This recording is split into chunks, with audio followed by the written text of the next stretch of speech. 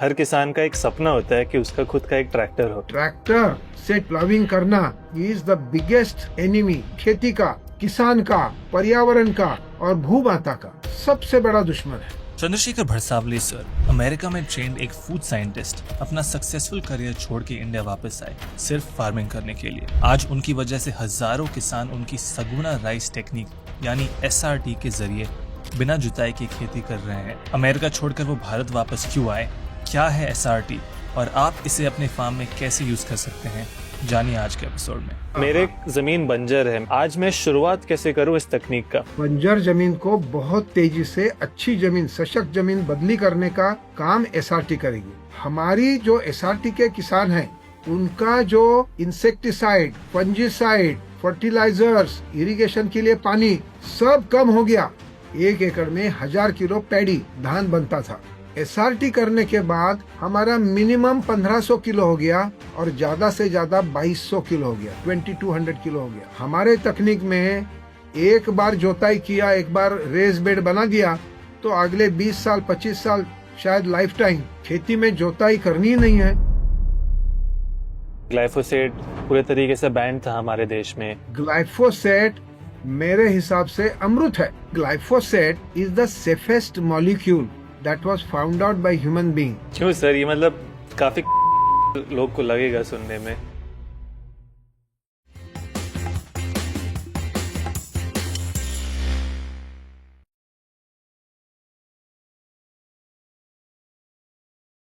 Shekhar sir, मेरा honour है कि आज आप पॉडकास्ट में, सॉरी मैं आपको पहले बोला नहीं कि पॉडकास्ट हिंदी में रहेगा। हम लोग इंग्लिश में बात करते आ रहे हैं, बट आप हिंदी, इंग्लिश, मराठी सब बोलते हैं, सो आई एम वेरी कंफर्टेबल। कैसे हैं सर आप? मस्त मस्त, एकदम बढ़िया। और हिंदी है तो और अच्छा है। यस। मेरी हिंदी भी अच्छी नहीं है और अंग्रेजी और भी बुरी है। क्या तो बात कर रहे हैं सर, बिल्कुल नहीं। हाँ, लेकिन हिंदी में तो कोशिश बिल्कुल जारी रखूंगा।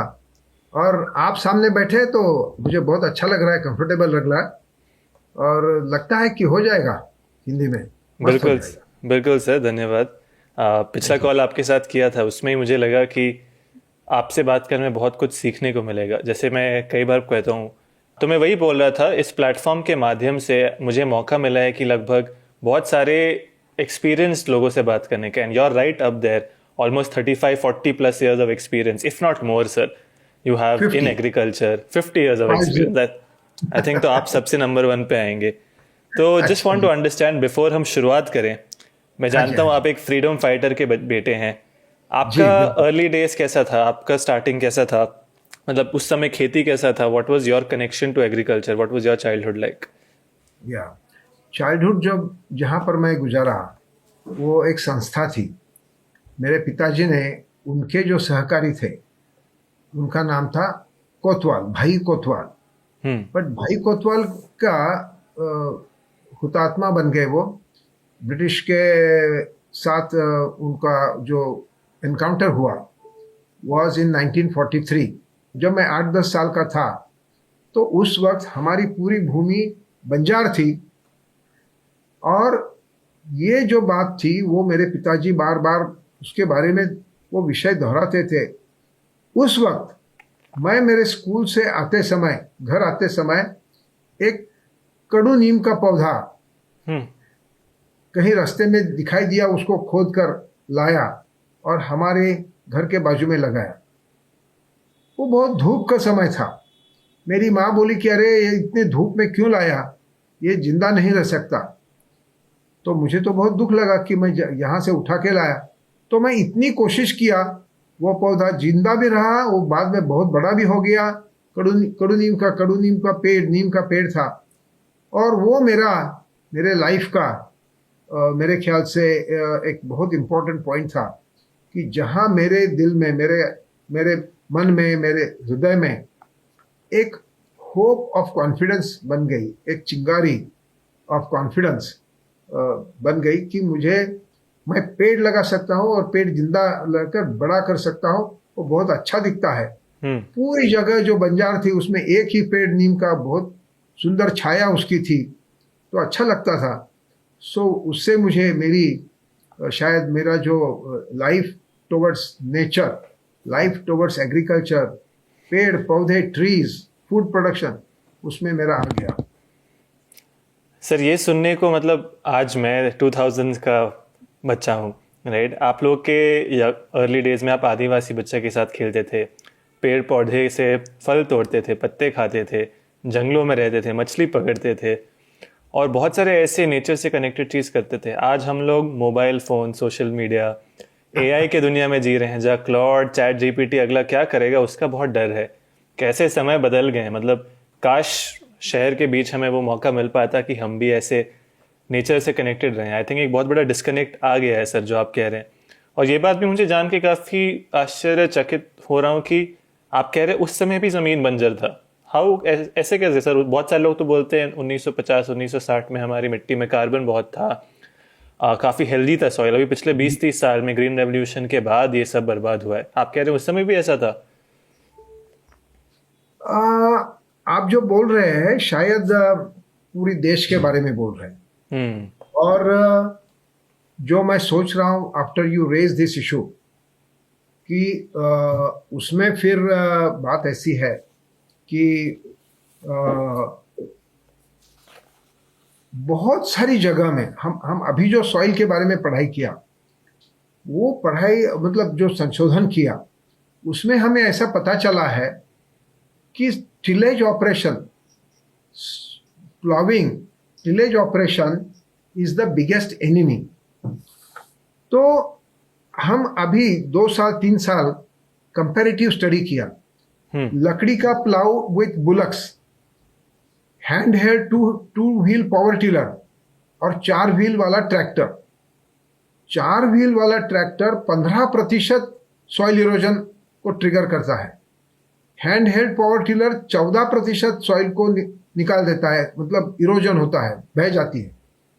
लेकिन लकड़ी का प्लाव जो है वो 3% ही मिट्टी बह जाती है। और हमारा एसआरटी जो है वो 0% मिट्टी जाती है। सर आपका जो प्रश्न है कि उस समय हमारे देश की जो ये थी मतलब जमीन थी, वो बिल्कुल यू आर राइट कि अच्छी थी। लेकिन हम जहाँ रहते थे वो बहुत बड़ी स्लोपी जमीन थी। हमारे यहाँ 150 इंच रेनफॉल होता है और इतना सारा रेनफॉल होने के बावजूद तो और इसके वजह से मिट्टी का बह जाना और देन रीजनरेशन ऑफ सॉइल के लिए हमारे पास कोई चारा नहीं था, हमारे पास कोई मेथड नहीं था। तो वो था वजह कि हम बाकी के देश में शायद यू आर राइट कि जमीन मिट्टी फिर भी उस वक्त अच्छी थी। लेकिन उसके बाद जब से ये छोटे मोटे इंडस्ट्रियल आयरन प्लाव वगैरह सब आ गए, उसके बाद तो हमारे मिट्टी का सब बहुत नुकसान होना चालू हो गया। सर आज के वीडियो में जैसे मैंने कहा, अब मैं 2-3 कॉन्सेप्ट पे बात करना चाहता हूँ। सबसे पहले जो वीडियो के शुरुआत में आपने मेंशन किया एसआरटी फार्मिंग के बारे में। यदि किसी को एसआरटी समझना है तो उनको समझना होगा टिलिंग, मतलब जुताई जो हम हिंदी में कहते हैं, होती क्या है, उससे ज़मीन को नुकसान क्या होता है ना? और इससे धरती माँ को क्या लॉन्ग टर्म नुकसान होता है। एंड दूसरा कॉन्सेप्ट जो आप कर रहे हैं सगुना बाग में एग्रो टूरिज्म के बारे में, काफ़ी मतलब यूनिक कॉन्सेप्ट है। बट जिससे पहले कि हम इसमें जाएं, मैं मतलब कॉन्टेक्स्ट किसानों तक पहुंचाने का प्रयास करना चाहता हूं। आपने कहा था आपके एक टेडेक्स स्पीच में कि दुनिया में 2 सबसे बड़े प्रॉब्लम है। एक है फूड सिक्योरिटी का, कि हर इंसान को खाना मिलेगा भी कि नहीं, और दूसरा ग्लोबल वार्मिंग का। जब हम एक प्रॉब्लम सॉल्व करने जाते हैं तो दूसरा प्रॉब्लम और भी खराब हो जाता है। ये आपने क्यों कहा था सर? Global warming issue. सो ग्लोबल वार्मिंग का दूसरा अंग मैं बोल रहा था कि फूड प्रोडक्शन। एक्चुअली एक नया विचार भी साइंटिस्ट ने ढूंढ निकाला है, जिसको बोलते हैं रीजनरेटिव एग्रीकल्चर, पुनरुज्जीवित खेती। उसका मतलब ऐसा है कि हर समय हम कोई फसल लेंगे, उस हर समय हमारी मिट्टी भी सशक्त बननी चाहिए। मिट्टी कमजोर नहीं होनी चाहिए, हमारी मिट्टी सशक्त बननी चाहिए। और ये पॉसिबल है करके अबाउट 70-80 साल पहले ब्राजील और ऑस्ट्रेलिया में पता चला साइंटिस्ट को कि ये पॉसिबल है, और उसको उन्होंने नाम दिया no till agriculture, zero tillage, zero budget नहीं, जीरो टिलेज, क्योंकि जोताई हमारे सबसे बड़ा नुकसान करती है। यहाँ पे सर एक प्रश्न मैं पूछ सकता हूँ, just to quick check in, sorry to interrupt you. Please please. मेरे ऑडियंस में किसान भी हैं, बहुत सारे यंगस्टर्स भी हैं सर। अब किसान तो टिलेज और जुताई जानता है, बट जो खेती नहीं जानते हैं उनको समझाइए ये टिलेज क्या होता है और क्यों ये सही नहीं है जमीन के लिए। ओके, तो ऐसा है कि किसान जब फूड पैदा करता है वो राह देखता है कि बारिश आएगा। हमारे देश में बारिश यूजुअली सब जगह जून महीने में आ जाती है। जैसे ही पहले बारिश होता है, पहला बारिश, उस वक्त किसान काम के लिए दौड़ना चालू करता है। वो बहुत एक्टिव बन जाता है। उसका पहला काम जो है कि जो मिट्टी है, जो उसके खेत है, वहाँ पर जाकर जोताई करना, प्लाविंग। वो ट्रैक्टर से भी होती है, वो पावर टिलर से भी होती है, वो बैल के हल से भी होती है। हल बोलते हैं, हल, लकड़ी का हल था। तो वो जो प्लाविंग करते हैं, वो प्लाविंग क्यों करते हैं? वो इसलिए करते हैं क्योंकि जो बीज है वो मिट्टी के, धरती के पेट के अंदर डालने की सुविधा हो, एक। दूसरा कारण ये होता है कि प्लाविंग करने से, वो जो है प्लाविंग करने से जो वीड्स है, खरपतवार है, अनवांटेड प्लांट्स, कि जो प्लांट्स आके हमारे मेन क्रॉप से कंपटीशन करते हैं, वो खरपतवार को मतलब मार देना, खरपतवार की लाइफ साइकिल तोड़ना, इसके लिए प्लाविंग करते हैं। सो दो काम होता है प्लाविंग से। So ploughing is a method which is evolve thousands of years ago. वो कैसे होगी कि शायद पहला फूड जो था, वो पहला फूड वाज पहला फूड जो था वो था राइस। सो किसान उस वक्त भटकते भटकते जंगल में जो भी मिलता है वो लेता था, शिकार करता था। तो उसने देखा कि पानी का छोटा सा पॉन्ड में चावल के, धान के कोई पौधे उगे हैं, और उसने वो लेके आया धान, और अच्छा टेस्ट था उसका। तो उस वक्त उसने सोचा कि अरे हाँ, ये चावल जो है वो पानी के अंदर, मतलब सबमर्ज कंडीशन में चावल लगाना है। सो उसके ये भी ध्यान में आ गया कि सबमर्ज कंडीशन में लगाने से वीड्स, खरपतवार आते नहीं हैं। तो वो उसने चालू किया। उसके लिए वो पानी रुकने के लिए फिर प्लाऊ आ गया, उसने जोताई किया। जोताई करने से मिट्टी का, एक तो मिट्टी भुरभुरी बनती है, बीज डालना आसान होता है, और पानी जो है वो इनफिल्ट्रेट होता नहीं है, पानी चला नहीं जाता है, पानी उधर ही रुकता है। तो उसके वजह से प्लाऊ का खोज हुई, और बढ़ते बढ़ते धीरे धीरे उसका जो संशोधन होते रहा लास्ट फ्यू थाउजेंड ईयर्स, उसमें the latest operation is now the tractor, जो इंडस्ट्रियल रिवोल्यूशन का एक देन है। समझ गया। वही तो सर, मतलब अभी हम बात करते हैं ट्रैक्टर का। किसानों से जब मैं मिलता हूँ, हर किसान का एक सपना होता है कि उसका खुद का एक ट्रैक्टर हो, और आप उल्टा कह रहे हैं मतलब कि ट्रैक्टर होना ही नहीं चाहिए, टिलेज होना ही नहीं चाहिए। वो दुश्मन है, सबसे बड़ा दुश्मन है। या ट्रैक्टर से टिलेज, प्लाविंग करना इज द बिगेस्ट एनिमी। जो सबसे बड़ा दुश्मन है खेती का, किसान का, पर्यावरण का और भूमाता का, सबसे बड़ा दुश्मन है। समझा सकते हैं क्यों सर, क्या होता है एग्जैक्टली उसमें? हाँ। तो अभी जोताई खाली ट्रैक्टर से ही नहीं होती है, अलग अलग टूल से होती है। लेकिन हम सब लोग ट्रैक्टर जोताई के लिए समझ सकते हैं। ट्रैक्टर से क्या होता है कि उसके पीछे, ट्रैक्टर तो पावर पैदा करता है और इट पुल्स द प्लाउ। वो प्लाउ जो है उसको टूल बार होता है, एक बार होता है, फिर उसको मिट्टी उल्टी करने के लिए मोल्ड बोर्ड, उसका बोर्ड एक होता है कि जो मिट्टी को निकाल के उल्टी कर देता है। वो ट्रैक्टर से ऊपर की 9 इंच मिट्टी भुरभुरी होती है, लेकिन 9 इंच के नीचे वो जो प्लाऊ है वो कितना प्रेशर देता होगा जमीन पर? बहुत बड़ा प्रेशर देता है। और वो जब जब किसान प्लाविंग करता है तो एक बार ऐसे करता है, दूसरी बार ऐसे करता है, क्रिस क्रॉस बोलते हैं उसको, क्रिस क्रॉस। ऐसे ऐसे प्लाविंग करने से पूरी जमीन भुरभुरी बनती है। वो जमीन जब पूरी भुरभुरी बनने के लिए वो 2 बार करता है, और साल में शायद ऐसी और 2 बार करता है, तो 4 बार जब वो प्लाविंग करता है, 1 साल के बाद, दूसरे साल के बाद, तीसरे साल के बाद, आज की स्थिति में हालत ऐसी हुई है, स्पेशली इन पंजाब, हालत ऐसी हुई है कि 9 इंच के नीचे एक कड़क स्ट्राटा बन गया है, एक हार्ड पैन बन गया है, एक पत्थर जैसी, लादी जैसी मिट्टी उधर बन गई है। उसको बोलते हैं हार्ड पैन। तो बारिश का पानी जब आता है वो गिरता है, 9 इंच नीचे जाता है, 9 इंच के बाद वो इस तरह से हॉरिजॉन्टली उसका मूवमेंट चालू होता है।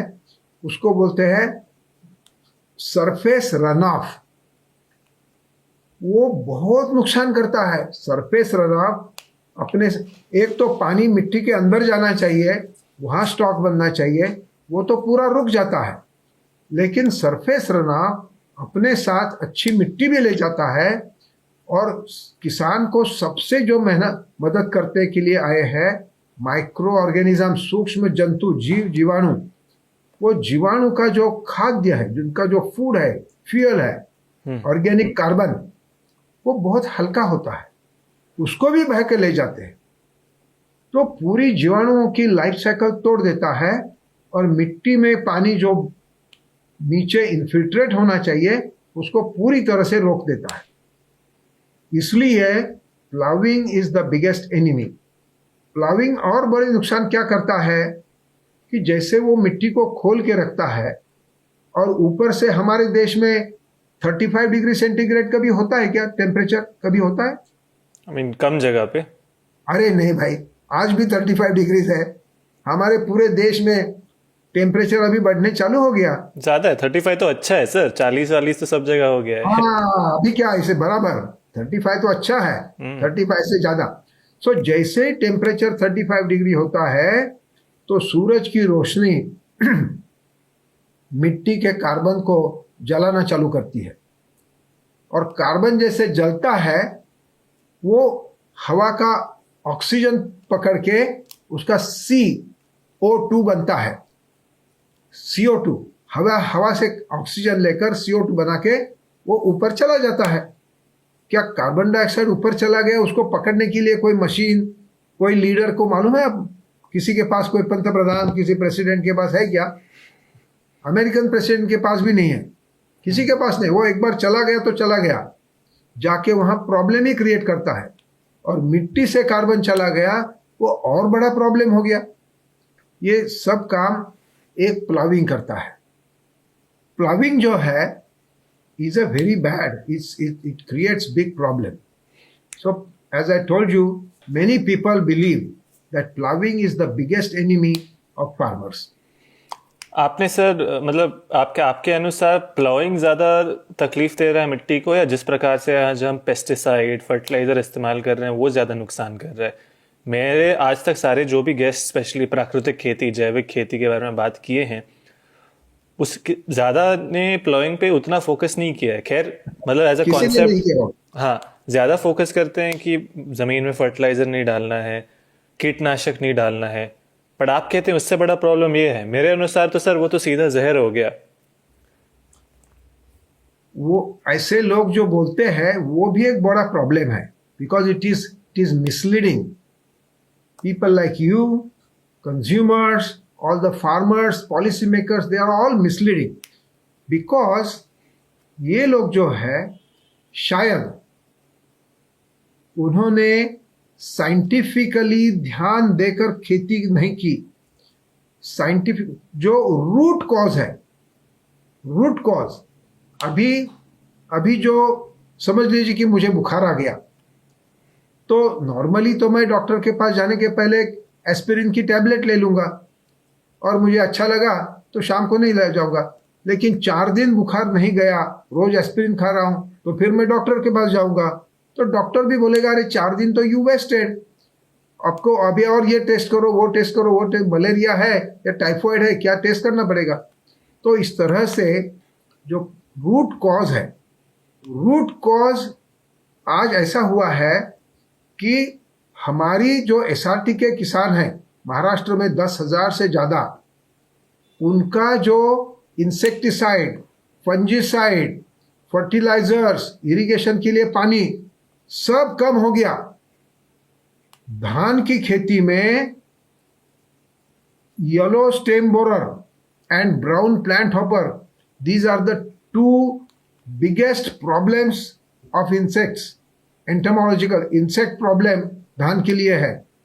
उसके लिए हम 3 बार 4 बार इंसेक्टिसाइड इस्तेमाल करते थे, लेकिन जैसे ही हम एसआरटी चालू किया, अभी हम भूल गए कि इंसेक्टिसाइड कभी धान की खेती करने के लिए लगता है, लगता ही नहीं है।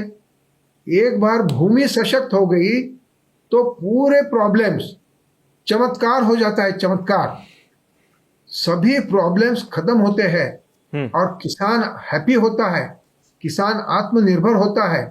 और मालूम नहीं, बहुत सारे लोगों को वही नहीं चाहिए, किसान हैप्पी होना ये ही नहीं चाहिए लोगों को, किसान हमारे ऊपर डिपेंडेंट रहना चाहिए, ऐसे ही बहुत सारे लोग सोचते हैं। और किसान खेती करता रहे, जो कि मेरी कंपनी चले, मेरी कंसल्टेंसी चले, मेरे लेक्चर्स चले, मेरे संस्था चले, ऐसा सब हो रहा है इस देश में। अगर वैसा नहीं होता तो महाराष्ट्र के चीफ मिनिस्टर को 2 दिन पहले ये बताने की नौबत नहीं आती कि हर दिन 3 आत्महत्या हो रही है। ये हो रहा है तो उसका मतलब, और एक मैं लेक्चर सुन रहा था तो वहां बताया कि कितने सारे प्रकार हमारे देश में आए, ऑर्गेनिक खेती आई, वो आए, जैविक खेती आई, और हर तरह के प्रकार आ गए। और सालों से, हजारों सालों से हम खेती करते आने की हमारी हिस्ट्री है, लेकिन क्यों अभी तक एक भी ऐसा कोई तरीका नहीं आगे आया जिससे किसान हैप्पी हो गया। तो सर बहुत सारा हम लोग प्रॉब्लम डिस्कस किए, टिलिंग से क्या होता है, कैसे होता है, एंड जो मैंने कहा इस पॉडकास्ट में मैं आपसे डिस्कस करना चाहूँगा एसआरटी टेक्निक। आप इस एसआरटी टेक्निक, मतलब reconnecting it back to your journey and your story again, right? तो आप वापस अमेरिका से इंडिया आए, इंडिया में आप सोचे खेती करना है, खेती में इस टेक्निक से आपका परिचय क्या हुआ? लेट्स स्टार्ट देयर, फिर हम समझेंगे एक्चुअल में ये टेक्निक क्या है। ओके, तो ऐसा हुआ कि हमारे यहाँ बारिश बहुत होती है। हमारा मेन फसल जो है वो धान का है।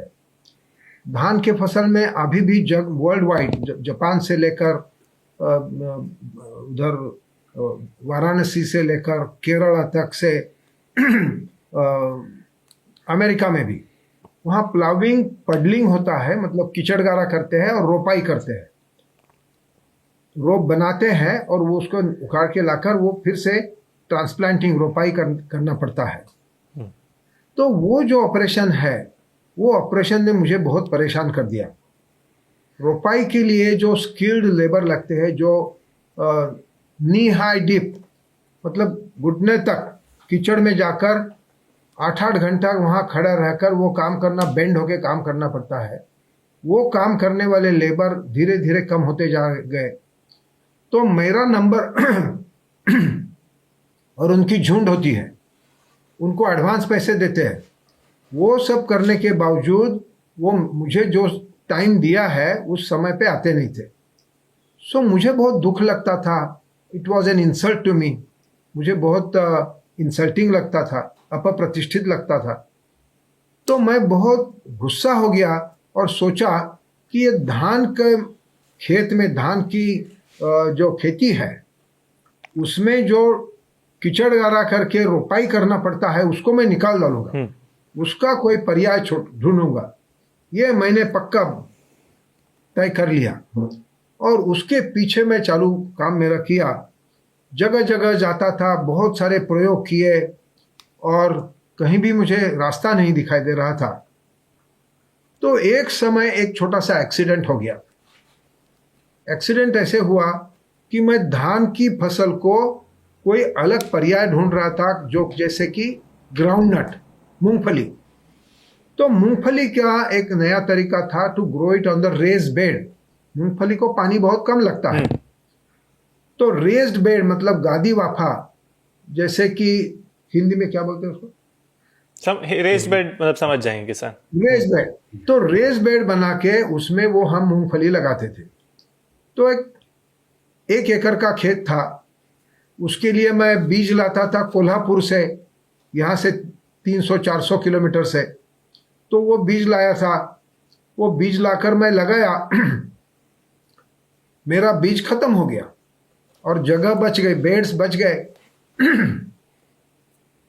तो मैंने सोचा कि अभी मैं ये बेड तो पूरा तैयारी करके रखा हूं, तो ये पूरा ग्राउंडनट जो है, मूंगफली है, एकदम हरा भरा अच्छा दिखाई देगा, और ये 10 बेड ऐसे उजाड़ दिखाई देंगे। मैं बोला चलो उसको धान लगा देते हैं और उसको हरा भरा तो बना देते हैं। तो हरा भरा मैं बना दिया। उसी समय जो इंटरनेशनल राइस रिसर्च इंस्टीट्यूट है फिलीपींस में, उसके एक बड़े साइंटिस्ट आ गए हमारे यहाँ। हम उस वक्त कुछ हाइब्रिड राइस के बारे में काम चालू था, तो वो देखने के लिए वो आ गए। उनके साथ महाराष्ट्र की पूरी साइंटिफिक कम्युनिटी, मतलब 10-15 और डायरेक्टर्स, ये वो सब लोग आ गए। और फिर मैं वो साइंटिस्ट के साथ थोड़ा पीछे चल रहा था, और बाकी वाले साइंटिस्ट जो हमारे यहाँ के थे वो आगे चल रहे थे। और मैं देखा कि वो मेरी मजाक कर रहे हैं। वो बोल रहे कि अरे ये शेखर है ना, ये ऐसे ही कुछ उल्टे सीधे प्रयोग करता रहता है। मूंगफली के साथ कोई धान लगाएगा क्या? एक को पानी बहुत कम लगता है, दूसरे को पानी बहुत ज्यादा लगता है। एक ही खेत में दो ये चीज लगाना, क्योंकि मैं तो खाली बाकी वाले लोगों को कि या मेरे आंखों को अच्छा लगे इसलिए लगाया था कि सभी खेत हरा दिखाई दे। तो उन्होंने तो उसकी जो प्रॉब्लम था, वो जो मिस्टेक था, वो उन्होंने उसके ऊपर बोट रख दिया, मतलब उंगली रख दिया, और मेरी मजाक करना चालू किया। साथ में वो साइंटिस्ट, जैसे हम लोग वो खेत के पास पहुंचे, नजदीक आ गए, बोले शेखर तू ये क्या किया है? तो मैं तो ऐसे ही सफाई देने का कोशिश किया, नहीं नहीं सर, मैं तो ये खाली ऐसे मजाक में कर दिया, जगह खाली थी, मेरे पास हाइब्रिड राइस का सीड पड़ा था, मैं लगा दिया। तो उनके ध्यान में आ गया कि मैं एक समय टाल रहा हूं। वो मेरे पीठ के ऊपर थपथपाए, बोले शेखर नहीं, तू जो कर रहा है ना वो बहुत अच्छा काम है, बहुत इंपॉर्टेंट है, क्योंकि साउथ इंडिया में अगले 18-20 साल के बाद बहुत बड़ा वाटर शॉर्टेज होगा। और उस समय ये आपका जो अगर ये प्रयोग है तो ये प्रयोग का बहुत बड़ा काम होगा, क्योंकि आप अगर कोशिश कर रहे हैं कि मूंगफली अगर कम फसल पानी में पैदा होता है तो चावल को भी कम पानी में क्या परफॉर्म करेगा। ये तो अच्छा प्रयोग कर रहा है, अच्छी सोच है, आगे की सोच है। This was in 1998। और उससे मुझे थोड़ा सा अच्छा लगा। वो साइंटिस्ट ने मेरे कंधे पर हाथ रखकर मुझे वो बताया। आश्चर्य की बात यह हुई कि उस फसल के एंड में वो धान का उत्पाद जो है बहुत अच्छा आ गया। हमारे यहाँ हर हेक्टर में 3.5-4 टन फसल आता था, उस वक्त 6 टन आ गया धान में। धान का फसल बहुत अच्छा आ गया। तो मैंने सोचा अरे ये साइंटिस्ट ने जो बराबर सोचा, मैं जो कर रहा था वो तो पागलपनी था। मेरे लिए वो जो हमारे लोकल साइंटिस्ट है वो तो हंस रहे थे, वही बराबर था। तो उस वक्त से मैं उसको आगे बढ़ाया और उसको आगे ले जाकर पीछे पड़ा, तो आज एसआरटी का उसी से जन्म हुआ है। तो एसआरटी क्या है मैं आपको बताता हूँ। उसकी जो डेफिनेशन हम बनाई है वो ये है, एसआरटी का मतलब सगुना राइस रीजनरेटिव टेक्निक, जो कि बिना भूमि की जोताई करे मिट्टी के रक्षण को रोक कर, रक्षण मतलब इरोजन, मिट्टी के क्षरण को रोक कर एवं प्राकृतिक केचुओं की उत्पत्ति को बढ़ावा देकर तथा मिट्टी के सूक्ष्म जीवाणुओं में बढ़ोतरी करके किसान को आनंद एवं संतुष्टि प्रदान करती है। ये एसआरटी है। सो एसआरटी में जो मेन फंक्शन है, मेन प्रिंसिपल है, एक जोताई नहीं करनी है। दूसरा जो हमारा मेन प्रिंसिपल है कि जोताई नहीं करे तो जो खरपतवार है उसको कैसे रोके, उसको खरपतवार नाशक हर्बिसाइड्स या वीडिसाइड्स, उससे वो खरपतवार को रोके। खरपतवार निकाल के फेंकना नहीं है। हमारा तीसरा तत्व जो है वो पहले फसल का, मतलब समझ लीजिए कि धान के फसल का और खरपतवार के भी जो पौधे हैं उसके जो जड़ है, जड़ रूट्स, वो वहीं के वहीं रखना अनडिस्टर्ब। तो ये हमारा तीसरा प्रिंसिपल है। और चौथा प्रिंसिपल ये है कि रोटेशन ऑफ द क्रॉप। धान के बाद धान नहीं लेना है, धान के बाद चना ले लो या मूंगफली ले लो या बाजरा, ज्वार या इवन पोटैटो ले सकते हैं, अलग गेहूं ले सकते हैं। सो अलग अलग फसल रोटेट करिए। अगर पानी है, तीसरा फसल लेना है तो मूंग का फसल ले सकते हैं, उड़द का फसल, अलग अलग। So rotation of the crops is our fourth principle. तो इस तरह से हम ये जो अलग अलग हमारे जो तत्व है, ये उसका मतलब है सगुणा रीजनरेटिव टेक्निक। इससे भूमाता सशक्त बनती है। और वो कैसे सशक्त बनती है वो मैं आपको एक छोटी सी बातों में वो भी बता देता हूँ अभी, कि कोई भी पौधा हो तो पौधे में पत्ते होते हैं, ब्रांचेस होते हैं, फिर होता है stem and then the roots. Roots जमीन के मिट्टी के नीचे होते हैं, जमीन के नीचे होते हैं, और stem and the branches and leaves ऊपर होते हैं। पौधे का ऊपर का हिस्सा जो है, मिट्टी के ऊपर का हिस्सा, वो सेल्यूलोज से बना है, और जमीन के नीचे का पौधा हिस्सा जो है, रूट्स, जड़, वो लिग्निन से बना होता है। और आप अभी कभी कोशिश करके देखिए, ऊपर का हिस्सा आसानी से तोड़ सकते हैं, लेकिन जो जड़ है वो आप बिल्कुल तोड़ नहीं पाओगे। तो जड़ जो है, लिग्निन इज ए बेटर, ये अच्छा मॉलिक्यूल है कार्बन का, और वो कार्बन का मॉलिक्यूल उधर ही रहना चाहिए। तो हमारा ये तत्व है कि फल और धान ये आदमी के लिए, बीच वाला हिस्सा प्राणियों के लिए, और जड़ भूमाता के लिए वैसा ही रखना है। और उससे क्या होता है, उससे और जोताई नहीं करने की वजह से हमारे खेत में, सभी खेतों में, महाराष्ट्र के 10,000 किसान नाच रहे, हमारे खेत में केचुए आ गए ऑटोमेटिकली, लाखों की संख्या में। तो केचुए आना किसान के लिए अच्छी है या बुरी बात है? अच्छी, बहुत अच्छी बात है। केचुए आने से हमारी खेत में जो कैपिलरी तैयार होती है, उससे पानी, बारिश का पानी नीचे जाता है।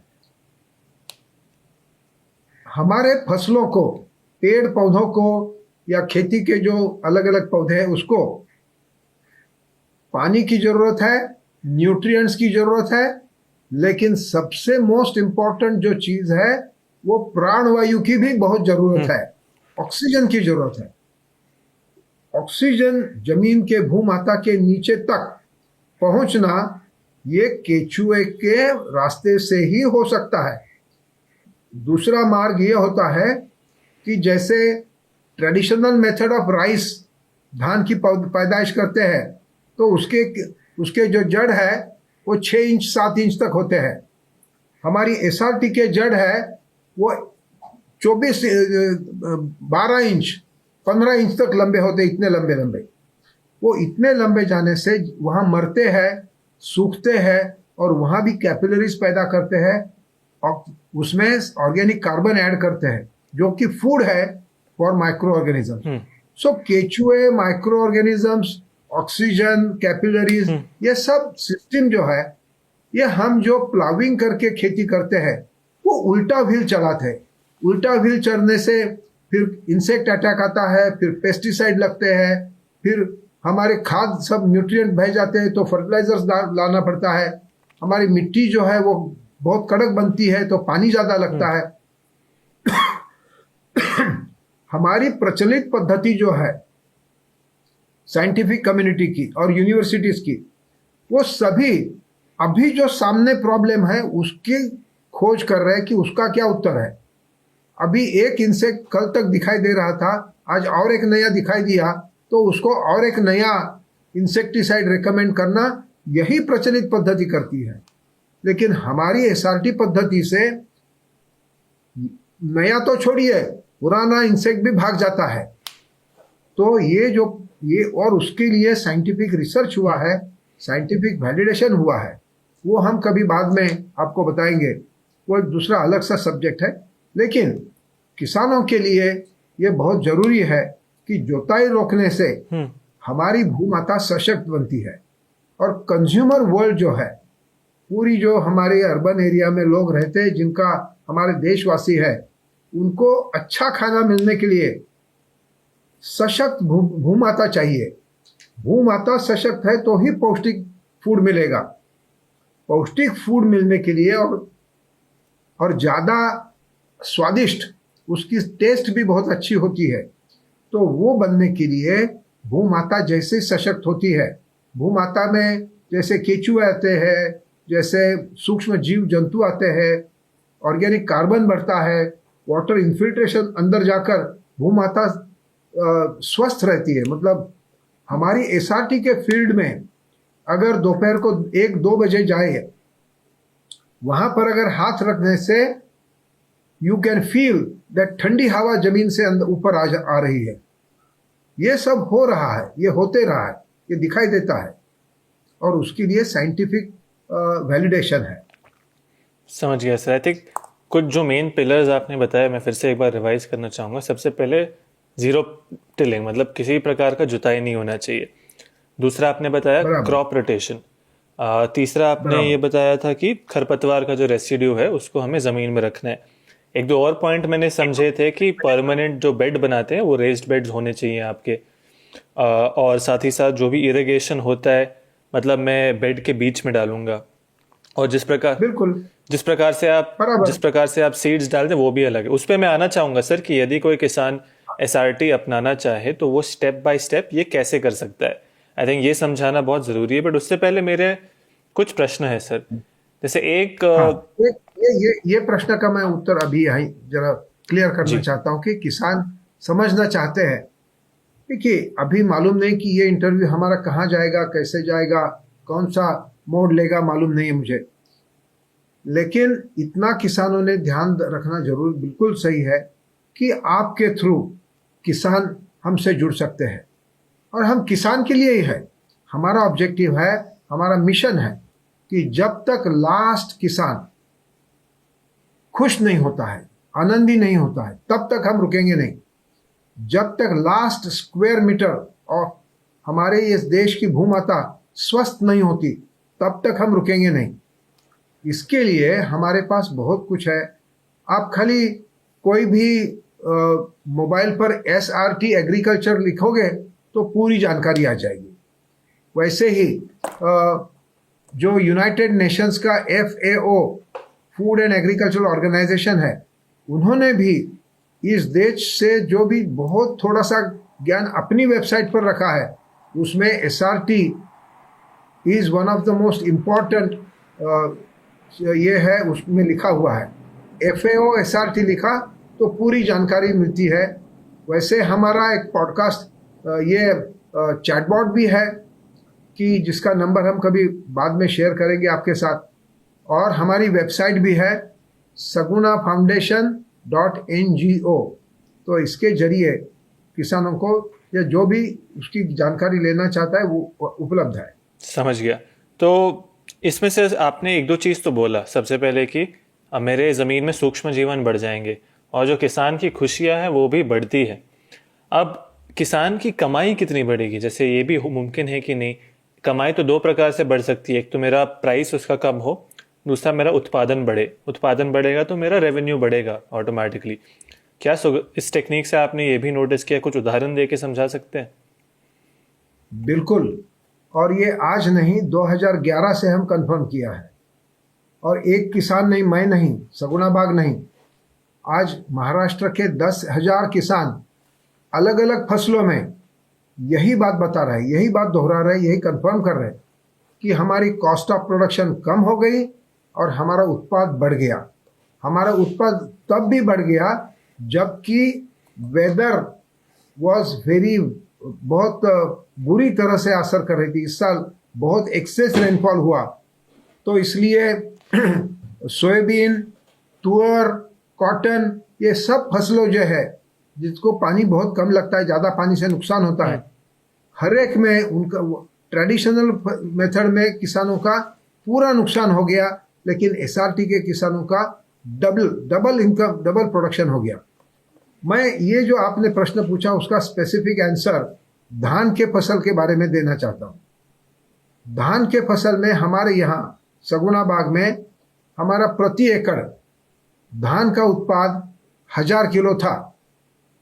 1 एकड़ में 1000 किलो पैडी, मतलब उसका शेल के साथ धान बनता था। एसआरटी करने के बाद हमारा मिनिमम 1500 किलो हो गया और ज़्यादा से ज़्यादा 2200 किलो हो गया, 2200 किलो हो गया। ऑलमोस्ट मतलब 50% यील्ड हमारा बढ़ गया। कोई किसान बोलते हैं कपास का उनका 4 क्विंटल 5-6 क्विंटल आता था, उनका 10 क्विंटल आ रहा है। किसी का कोई किसान बोलते हैं हमारा 20 क्विंटल कपास की उत्पादन हो गई है। हर एक फसल में उत्पादन श्योर बढ़ गया है, minimum by 30 to 40%. Many times it has increased by 100%. अभी रहा बात कॉस्ट ऑफ प्रोडक्शन, उत्पाद के खर्च की। हमारे तकनीक में एक बार जोताई किया, एक बार रेज बेड बना दिया, तो अगले 20 साल 25 साल शायद लाइफ टाइम खेती में जोताई करनी ही नहीं है। ना तो जोताई करनी है, ना तो रोटेवेटर चलाना है, ना तो बेड बनाने हैं, तो हमें बैल नहीं चाहिए, हमें ट्रैक्टर वाले की राह नहीं देखनी है, हमें किसी की, अभी पूरा इंडिपेंडेंट हो गया। हमें ये खर्चा जो है tillage operation, before I plant a new crop, हमारा टिलेज ऑपरेशन का cost is minimum 40%, sometimes it is 50%, sometimes it is 60%। सो वो पूरा हमारा बच गया। देन लेबर बहुत लगते थे खरपतवार निकालने के लिए। खरपतवार के लिए अभी हम एक किसान की स्टोरी सुनी, 10 एकड़ खेती कर रहा है, only husband and wife, they are able to manage all the way till the harvest time. Harvesting के लिए वो एक्सेस लेबर बुलाते हैं, जबकि उनको पहले 40-50 लेबर लगते थे हार्वेस्टिंग के समय तक। तो इतने लेबर अभी लगते ही नहीं है उनको, एक भी लेबर लगता नहीं है, क्योंकि खरपतवार को हम शत्रु मानते ही नहीं है। खरपतवार हमारे लिए, हमारी खेत में बायोडाइवर्सिटी लाने के लिए बहुत इंपॉर्टेंट काम कर रहा है, और उसको तब ही वो काम कर सकता है जब खरपतवार को हम खरपतवार नाशक से, जो भी बाजार में लीगली अवेलेबल है, वो साइंटिफिकली प्रूवन है, वही केमिकल्स हम लाकर इसका इस्तेमाल करके हम we are able to achieve this. हमारे खेत की प्रोडक्टिविटी बढ़ गई है, केचुए बढ़ गए हैं, माइक्रो ऑर्गेनिजम्स बढ़ गए, and farmer has become very very happy. Sir एक प्रश्न है मेरा, अगर मैं आपसे पूछ सकता हूँ। हाँ जी। खरपतवार की जब हम बात करते हैं तो आपने कहा खरपतवार को वापस मिट्टी में डालना ज़रूरी है, लेकिन जो खरपतवार नाशक होते हैं, वीडिसाइड होते हैं, उसके बारे में कई सारे रिसर्च है कि ग्लाइफोसेट का उदाहरण ले लेते हैं कि ग्लाइफोसेट पूरे तरीके से बैन था हमारे देश में, उससे कैंसर होता है, लोगों के डीएनए में बदलाव आता है। वो कंपनी लीगल बैटल में भी गई थी सर, अभी भी शायद वो बैटल हार गई, वो तो अब खैर आप स्टोरी जानते ही होंगे। तब भी मतलब आपको लगता है कि खरपतवार नाशक इस्तेमाल करना चाहिए? और यदि हम ये खरपतवार नाशक ज़मीन में डाल रहे हैं तो इससे मेरे सूक्ष्म जीवन को नुकसान नहीं होगा, मेरे धरती माँ को नुकसान नहीं होगा? अभी यहाँ पर एक प्रश्न ऐसे आगे आता है कि क्या हम साइंटिफिक रिसर्च को देखकर हमारी पॉलिसी बनाएंगे और बातें करेंगे, या मैं इसको सुना था और उसने उसको बताया था और उसने, वो एक बहुत बड़ा अफसर है, वो बोलता है कि ये सब जो आपने बातें बताई, तो सच जो है वो साइंटिफिकली देखना चाहिए एक, और दूसरा ये देखना चाहिए कि एक्चुअली खेत में क्या होता है। जैसे कि बोलते हैं test of the pudding is in its testing. Pudding कितना अच्छा हुआ है वो खाली मैं टेस्ट लेकर मेरी जीभ ही बताएगी ना, आप बताने से क्या फायदा। तो जो सच है वो खेत में देखना चाहिए। अभी ग्लाइफोसेट की बात करते हैं। ग्लाइफोसेट एक तो हमारे देश में बैंड नहीं है, it is not banned, it is fortunate that our country has not banned glyphosate. कोई स्टेट्स ने बैन किया है, लेकिन वो स्टेट ने बैन करना इलीगल है। anything which is legalized, it is permitted by the federal government. State cannot ban it for more than 3 months, but some of the states in our country have banned it, और वो बोलते हैं हम ban किया है, वो ban नहीं है। उनके कहीं भी जाओ उनके दुकान में अंडर द टेबल मिलता है, it's at the higher price। Glyphosate मेरे हिसाब से अमृत है। Glyphosate is going to save this planet.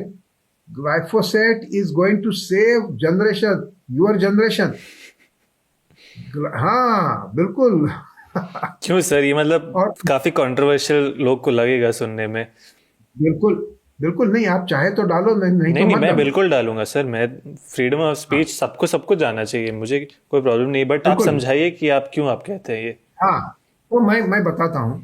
C, glyphosate is the safest molecule that was found out by human being. It is confirmed long before. Glyphosate की ये innovation was done in 1970. It was patented by Monsanto. The patent lasted till 2000.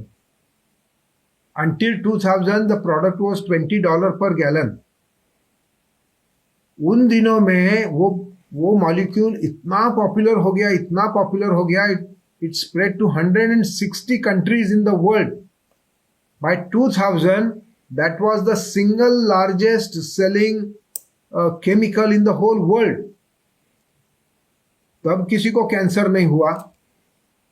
और ये अभी जो बोल रहे हैं कि ग्लाइफोसेट की वजह से कैंसर, क्योंकि जैसे ही वो जेनेरिक हो गया, China and India started manufacturing it at $4 per gallon.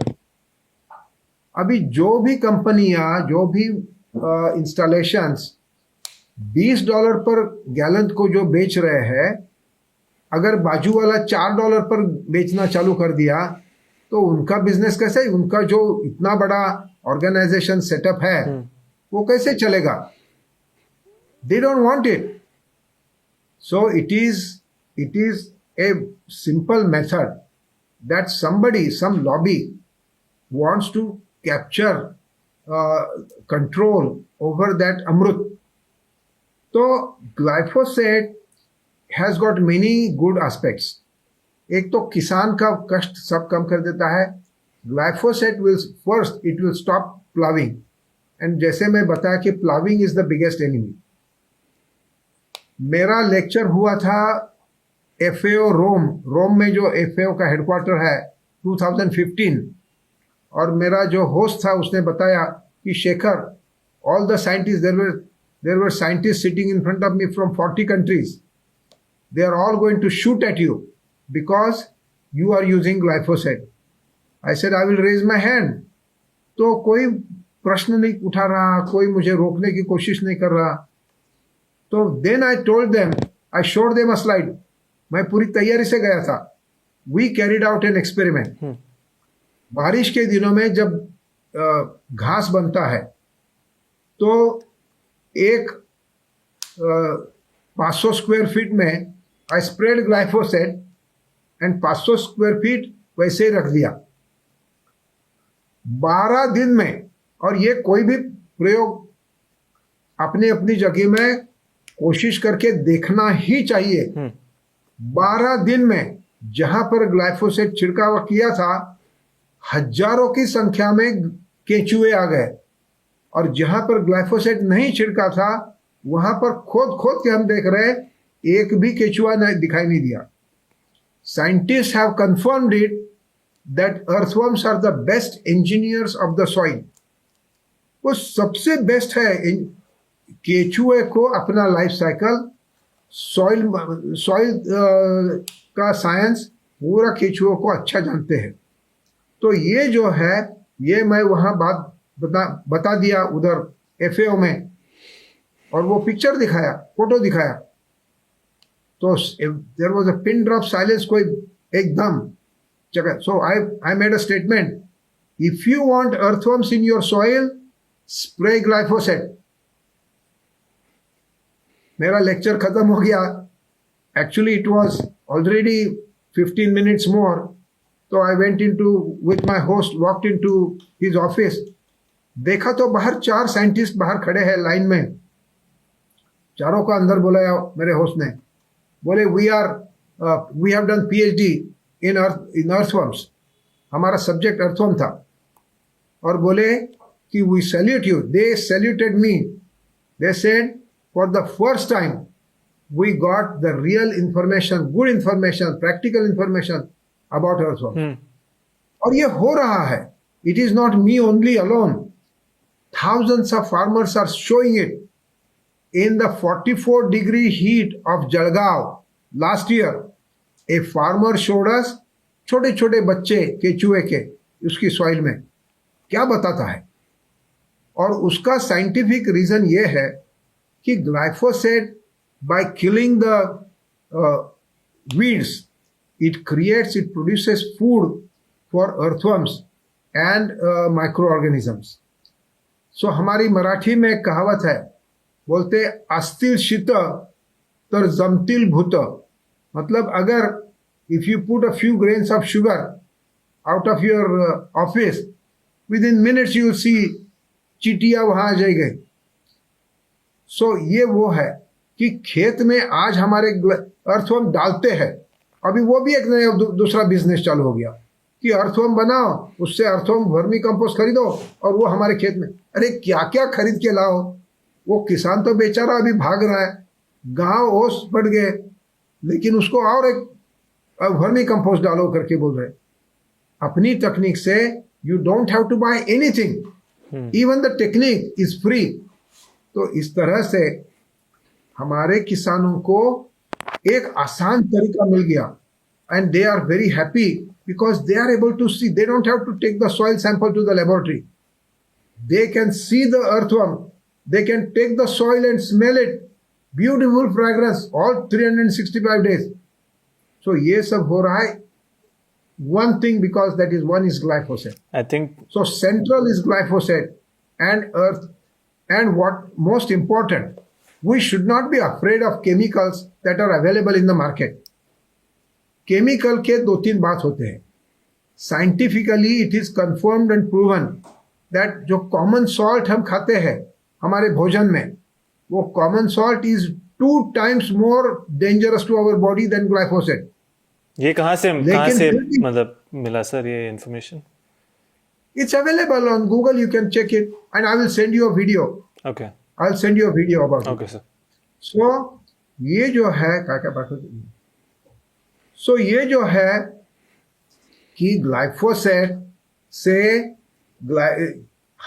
we are going to be able to save our earth, लेकिन उसका डोज, उसका टाइमिंग एंड उसकी method, how you use it, when you use it, and what dose you use it, then common salt also will not hurt you.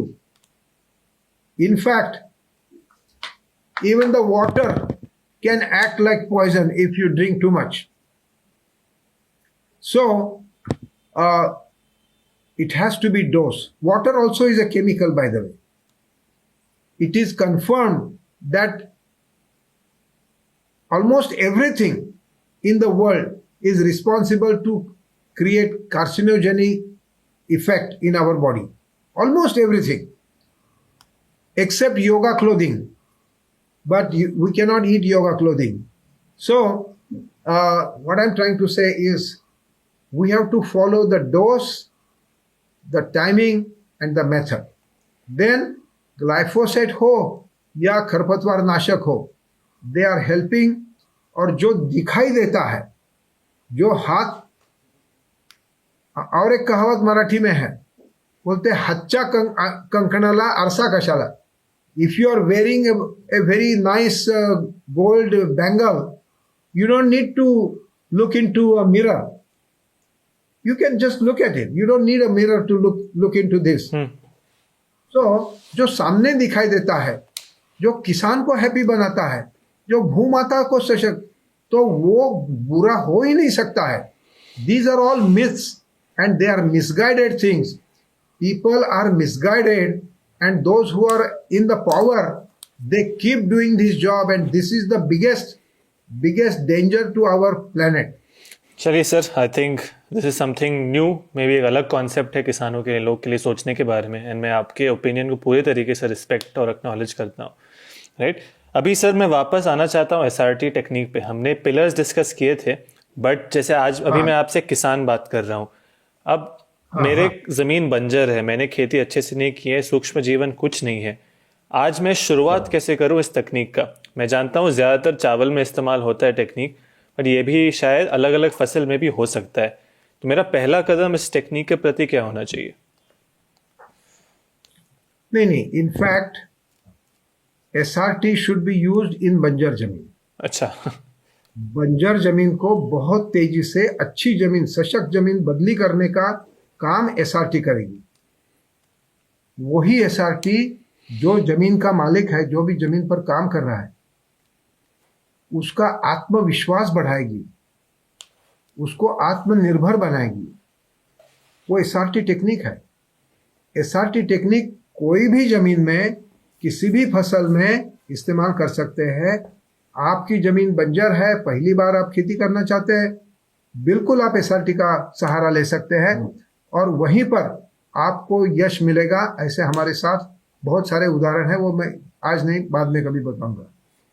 उस जमीन में आपको एक बार वो जमीन को जोताई करना है, अच्छी तरह से क्रिस क्रॉस जोताई करिए. वहाँ के बड़े बड़े क्लॉड्स हो गए, उसको तोड़ने के लिए रोटावेटर चलाइए. अगर आपके पास कोई मैन्योर हो, गोबर मैन्योर हो, कंपोस्ट मैन्योर हो, तो डाल दीजिए उधर. एंड देन SRT के स्पेसिफिकेशंस जो है, उसके तरह के वो स्पेसिफिकेशंस को इस्तेमाल करके वैसे ही रेज्ड बेड बनाइए. क्या है सर वो स्पेसिफिकेशन? या centre to centre 136 centimetres. So 136 centimetre पर ऐसे 2 हल चलाना है, उसको रीजर बोलते हैं. वो 2 रीजर चलाएंगे तो 2 नालियां बनेगी, और 2 नाली के बीच में एक रेस बेड बनेगा. उसके हम आपको डिजाइन्स, ड्राइंग्स वगैरह भेजेंगे, जो आप किसानों को दिखा पाएंगे. बिल्कुल. अभी ये जो नाली बनकर जो बेड बनेगा, बेड का जो मत्था है वो 100 सेंटीमीटर होना चाहिए. 100 सेंटीमीटर, 1 मीटर. और 2 नाली है वो 36 सेंटीमीटर ईच. सो एक बेड प्लस एक नाली का 136 सेंटीमीटर यही होना चाहिए. तो जैसे ही ये बेड बन गया, तो उसको थोड़ा अच्छी तरह से लेवल वगैरह करके, क्योंकि आपको लाइफ में एक ही बार ये काम करना है. आगे चल के बार बार नो जोताई, नो कीचड़ गारा, नो इंटरकल्टिवेशन, नो खरपतवार निकालना, बिल्कुल कुछ नहीं. काम ही खत्म. और किसान को हैप्पी होना है. खेती एक काम नहीं रहता, खेती एक आनंददायी, उत्साहवर्धक, एक जैसे कि गेम है. इस तरह से किसान ये अपनाता है. समझ गया. और आपका जो बीज डालने का भी तरीका है वो थोड़ा अलग है, उस पर थोड़ा समझा सकते हैं क्या है? यस. ओके. तो एक बार बेड बन गया तो पहला जो हमारा टूल था जमीन के अंदर बीज डालने के लिए, वो था एक आयरन फ्रेम था। वो आयरन फ्रेम जैसे आप और मैं दोनों सामने सामने खड़े हैं नाली में, और एक बार पटक दिया तो उसमें 20 होल बनते थे, मिट्टी में 20 छेद बनते थे। पीछे से एक या दो, कोई भी बच्चे हो, लड़की हो, बंदा हो, कोई भी, हर एक के लिए वहाँ एसआरटी में काम है, और काम एकदम हल्का है। वो छेदों में बीज डालना है। हर एक का बीज का प्रमाण अलग अलग है। अगर कपास का है तो एक ही बीज डालना है, धान का है तो 5-6 बीज डालना है, अगर मूंग का है तो 2 बीज डालना है, मूंगफली का है तो 2 बीज डालना है। हर एक के अलग अलग प्रकार होते हैं। उसके पूरे स्पेसिफिकेशंस हम दे चुके हैं, हमारे चैटबॉट पर भी है, हमारे वेबसाइट पर भी है, पूरा टेक्निक पे वो सब लिखा हुआ है। तो वो बीज डाल दिया, वो छेद को ढक दिया, काम खत्म हो गया। दूसरा काम ये करना है, अगर you are dependent on the rainfed condition, तो बारिश की राह देखो। बारिश पर डिपेंडेंट नहीं है तो सबसे अच्छा, तो पानी पिला दो मिट्टी को। वो जो नालियाँ है, वो नाली के बीच में से आप पानी भेज सकते हैं। अगर हमारे पैसे बहुत सारे बच रहे हैं तो I can then put drip irrigation system. 1 साल 2 साल में मेरे बहुत सारे पैसे बचेंगे, उत्पाद बढ़ेगा, तो हम ड्रिप लाइन डालेंगे तो हमारा उत्पादन में और बढ़ोतरी आ जाएगी। आप ड्रिप लाइन लगा सकते हैं, स्प्रिंकलर लगा सकते हैं, रेन गन लगा सकते हैं, रेन पाइप लगा सकते हैं, हर एक अलग अलग प्रकार से इरिगेशन आप दे सकते हैं। तो बेड बनाया, छेद बनाए, उसमें बीज डाला, और अभी पानी भी पिलाया। अभी छेद बनाना, बीज डालना और छेद को ढकना, ये काम करने के लिए अभी हमारे पास अभी और एक नया मशीन है, उपलब्ध है। वो मशीन ओरिजिनली चाइना से आया, उसको थोड़ा मॉडिफाई किया। उसको बोलते हैं हैंड पुश सीडर। जैसे कि धान की खेती में पहले धान को रोपाई करने के लिए, मतलब पहले 50 दिन के लिए करीब 35 लोग लगते थे, 35 मैन डेज लगते थे। अभी जब से वो फ्रेम आ गया एसआरटी का, तो 35 से 8 पर आ गया। और जैसे ही हैंड पुश सीडर आ गया तो अभी 3 ही लोग लगते हैं। और उसके आगे अभी एक जेबू मशीन का संशोधन हो रहा है। हैदराबाद के एक डीआरडीओ के रिटायर्ड साइंटिस्ट हमारे साथ काम कर रहे हैं, और बेंगलोर की सेल्को फाउंडेशन करके ऑर्गेनाइजेशन है, वो उसको आर्थिक मदद दे रही है। उससे एक जेबू मशीन बन गया है। वो जेबू मशीन की ट्रायल शुरू हो गई है। वो एक मशीन 3 लोगों का काम करेगा, 3 गुना ज्यादा काम करेगा। छोटे छोटे मशीन है, बैटरी ऑपरेटेड, एक गांव के लिए 1 या 2 मशीन लगेंगे। समझ गया। तो इस तरह से ये जेबू मशीन, ये और उसकी तो बीज लगा दिया, इरिगेशन कर दिया। आफ्टर द इरिगेशन, जैसे इरिगेशन का पानी बीज को लगता है तो अंदर की केमिकल रिएक्शंस चालू हो जाती है, बायोकेमिकल जर्मिनेशन प्रोसेस ट्रिगर होती है। विद इन 24 आवर्स, 24 घंटे के अंदर अंदर एक खरपतनाशक ऐसा लगाना है जिसको बोलते हैं प्री इमर्जेंस सिलेक्टिव वीडिसाइड। तो ऐसे प्री इमर्जेंस सिलेक्टिव वीडिसाइड को स्प्रे कर दिया तो धान की खेती में हम ऑक्सीफ्लोरफेन, जिसका ट्रेड नेम है गोल की छिड़काई कर दिया। वो कितना होता है? 1 लीटर में 1 ml, 15 लीटर की पानी की वो ये पंप होता है, उसमें 15 ml डालकर उसको स्प्रे करना है। वो स्प्रे करने से आगे के 20-25 दिन खाली धान का पौधा ही उगाएगा, दूसरा कोई भी पौधा उगेगा नहीं। It's like magic. किसान के लिए और किसान के फसल के लिए एक बार कंपटीशन में हम उसको आगे थोड़ा सा 20 दिन थोड़ा आगे रख दिया तो फिर धान तो दौड़ने चालू करेगा। तो ये जो है उसको वो प्री इमर्जेंस सिलेक्टिव वीडिसाइड का स्प्रे कर दिया। आगे हमें 20 दिन तक कुछ नहीं करना है, खाली देखना है, ऑब्जर्वेशन। कोई क्या कुछ नुकसान होता है, कोई कभी क्या होता है कि पंछी आते हैं या अपने केकड़े आते हैं या चूहे आते हैं, जो अलग अलग जो शत्रु है किसान के नुकसान करने वाले, उनके तरफ ध्यान देना है।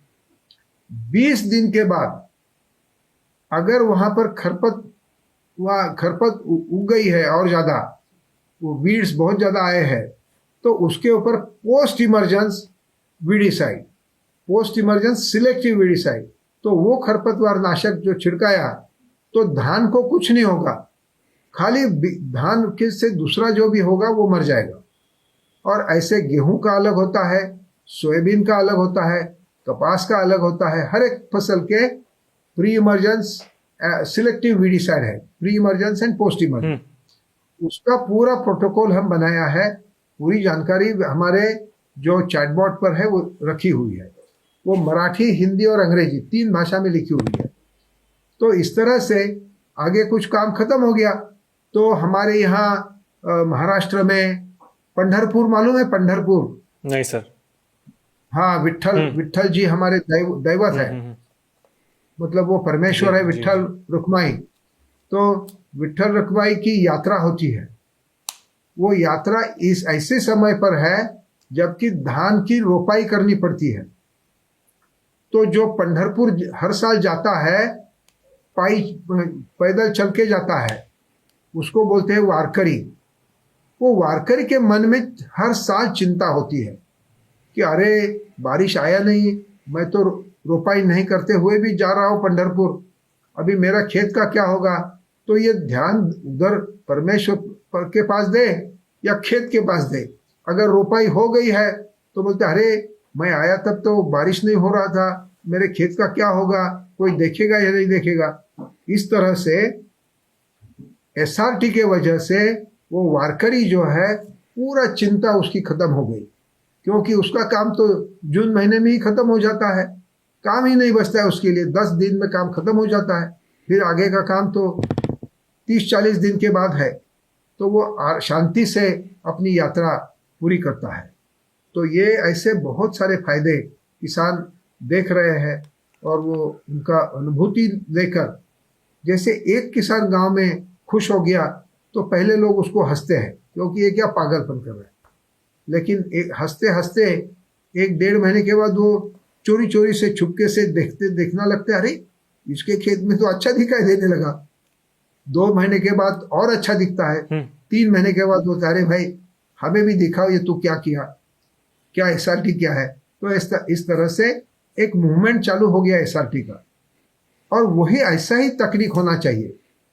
तकनीक कैसे होना चाहिए कि किसान को पूरा फ्रीडम मिले, वो दौड़ते जाए वो तकनीक को लेकर, हर साल हर दम उसको वो साइंटिस्ट, वो ऑफिसर, वो इंटेलिजेंट पर्सन, उसके ऊपर अगर निर्भर रहना पड़ता है तो वो आत्मनिर्भर कैसे बनेगा। एसआरटी से किसान आत्मनिर्भर बनता है और वो खुद साइंटिस्ट बनता है धीरे धीरे। Great sir. आई थिंक अभी सर एसआरटी टेक्निक में जो आप और आपके किसान खेती कर रहे हैं, क्या उसमें फर्टिलाइजर का भी इस्तेमाल कम हुआ है? जैसे कीटनाशक का आपने बोला कि अभी कीटनाशक की आवश्यकता उतना नहीं पड़ रही है, इंसेक्टिसाइड्स की। फर्टिलाइजर का क्या सॉर्ट ऑफ होता है इसमें, वो मैं समझना चाह रहा हूँ। फर्टिलाइजर का हमारे प्रोटोकॉल में ही पहले साल ही फर्टिलाइजर का डोज हम आधा कर देते हैं और बाद में बताते हैं कि जैसे आपकी जरूरत, आपकी जो मिट्टी है, खेत है, वो जैसे डिमांड करेगी। किसान इतना तो जान लेता है, उस किसान is very intelligent, they can understand कि हमारी भूमाता जमीन जो है, मिट्टी है, खेत है, वो फर्टिलाइजर को डिमांड कर रहा है या नहीं कर रहा है, उतना तो जान लेता है। अगर उसका खेती जमीन फर्टिलाइजर डिमांड ही नहीं करती है तो वो इस्तेमाल करता नहीं है। धीरे धीरे 7-8 साल के बाद अभी हमारे 2-3 डजन किसान हैं जिन्होंने फर्टिलाइजर यूज करना इस्तेमाल बंद कर दिया। क्यों इस्तेमाल करना? अगर मेरा उत्पाद जैसे मकई का उत्पाद उनका 35 क्विंटल आता था, 3.5 टन पर एकड़ आता था, आज उनका 55 टन से ज्यादा होने लगा। 2-4 किसानों ने 67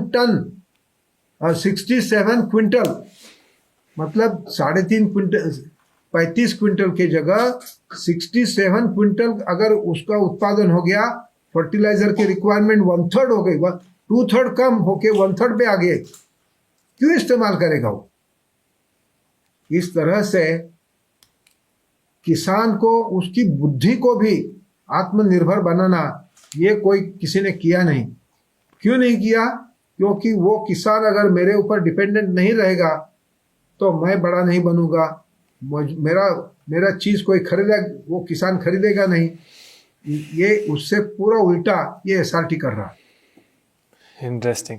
तो आपका जो सर फाइनल फ्यू क्वेश्चन, आपका जो खेती से उत्पादन निकलता है आप उसको कैसे बोलते हैं? जैसे मैं जानता हूँ आप जैविक के ऑर्गेनिक तो शब्द में मानते हैं नहीं उतना। नहीं मानता हूँ। अच्छा, मानते हैं? बिल्कुल मानता हूँ। Okay. अरे वी आर ट्रूली जैविक।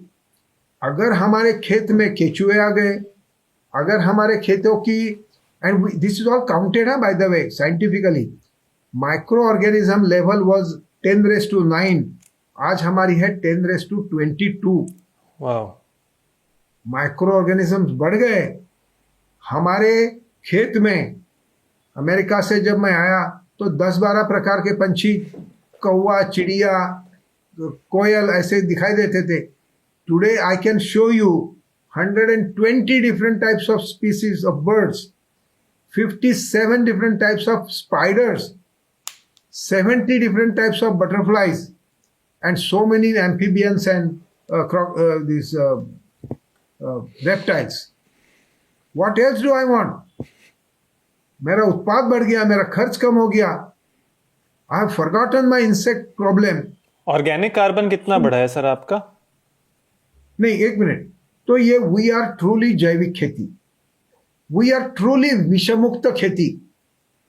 विषमुक्त खेती जो बोलते हैं वो शायद खाली बोलने वाली बात है। कितने लोग बता सकते हैं हमारी खेती में विषमुक्त, ट्रूली विषमुक्त है? We have tested our product. It tested मतलब लेबोरेटरी की टेस्ट, TEST टेस्टिंग किया है, एंड टेस्ट टेस्टिंग भी करके देखा है कि हमारे जो प्रोडक्ट्स है दे आर और ज़्यादा मीठे हैं, ज़्यादा स्वादिष्ट है। तो ये क्यों हो रहा है? उसके साइंटिफिक पेपर्स अवेलेबल है कि जैसे ही ऑर्गेनिक कार्बन बढ़ता है, आपका क्वेश्चन, हमारा ऑर्गेनिक कार्बन 0.3 था, आज की तारीख हमारा ऑर्गेनिक कार्बन 0.9 से ही ज़्यादा ही है। कोई खेत में हमारा 1.75, इतना ज़्यादा, 0.25%, 1.75 इतना हो गया है। हमारा 0.3 था। तो इतना कम ऑर्गेनिक कार्बन से इतना बढ़ गया। तो ऑर्गेनिक कार्बन का formula, chemical formula is same as the formula of sugar, जो CHO से बनता है। So organic carbon is actually sugar in our soil, वो बढ़ गई है। सो ऐसा साइंटिस्ट लोगों का कंक्लूजन है, if there is more sugar in the soil, that means if there is more organic carbon in the soil, plants absorb more sugar in their body. If they take more sugar in their body, not because so that it tastes better for the human being. लोगों को अच्छा test लगे इसलिए नहीं है, वो sugar ज्यादा है तो insects run away from there, और वो इंसेक्ट्स तो रनिंग अवे, हमारा बेसिक डाटा बोल रहा है कि पिछले 8 सालों से हम इंसेक्टिसाइड खरीदा ही नहीं है। ओके। हमें ऑर्गेनिक बोलते नहीं है, we don't call ourselves organic. क्योंकि मैं तो, अगर मुझे कोई ऑर्गेनिक, मेरा माल ऑर्गेनिक है करके बोला, तो मैं तो सोचता हूँ कि ये इसके मन में क्या चल रहा है, वो क्या बताना चाहता है, वो मेरे खिसे के पैसे अपने खिसे में ले जाना चाहता है। Organic is a method of marketing, organic is not method of cultivation of food. ये अमेरिकन साइंटिस्ट लोग बोलते हैं। ये क्यों सर? इस पे बस एक मतलब ब्रीफली अगर आप समझाना चाहें। अगर मैं केमिकल नहीं इस्तेमाल, मानो टिपिकल डेफिनेशन के अनुसार मैं बता रहा हूँ आपको, जो केमिकल इस्तेमाल नहीं कर रहा हूँ, फर्टिलाइजर इस्तेमाल नहीं कर रहा हूँ, पेस्टिसाइड नहीं लगा रहा हूँ, तो मैं जैविक बुलाऊंगा अपने आप को? नहीं, ऑर्गेनिक। जैविक अलग है। अच्छा, मतलब मुझे जैविक, हाँ, तो ऑर्गेनिक नहीं, ऑर्गेनिक और जैविक में ये फर्क है। या तो आप ऑर्गेनिक लो या जैविक खेती, कोई भी जो बोलता है मेरी खेती जैविक है या ऑर्गेनिक है, आप जाके देखो कि उसके खेत में नेचुरल और माइक्रो अर्थवर्म दिखाई देते हैं क्या। मैं यहाँ से बोल रहा हूँ आपको, एक भी अर्थवर्म दिखाई नहीं देगा आपको, और हमारे खेत में आओ हजारों का अर्थवर्म दिखाई देंगे। तो जैविक और ऑर्गेनिक खेती में उनको अगर वो तो फिर हर्बिसाइड वीडिसाइड इस्तेमाल करेंगे ही नहीं। हर्बिसाइड वीडिसाइड इस्तेमाल नहीं करेंगे तो वो जोताई करना ही पड़ेगा। जोताई करेंगे तो जमीन उनकी कितना भी उन्होंने फर्टिलाइजर मैन्योर्स डाले, ऑर्गेनिक मैन्योर डाले, तो भी वो वहाँ रहेंगे नहीं, वो तो बह जाएंगे या उनका बर्निंग होगा सोलराइजेशन में।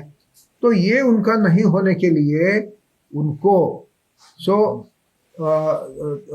मैं क्या प्रश्न था आपका? जैविक खेती मतलब अगर मैं या ऑर्गेनिक अपने आप को क्यों ना बुलाऊं, आप हम लोग उस पर डिस्कस कर रहे थे।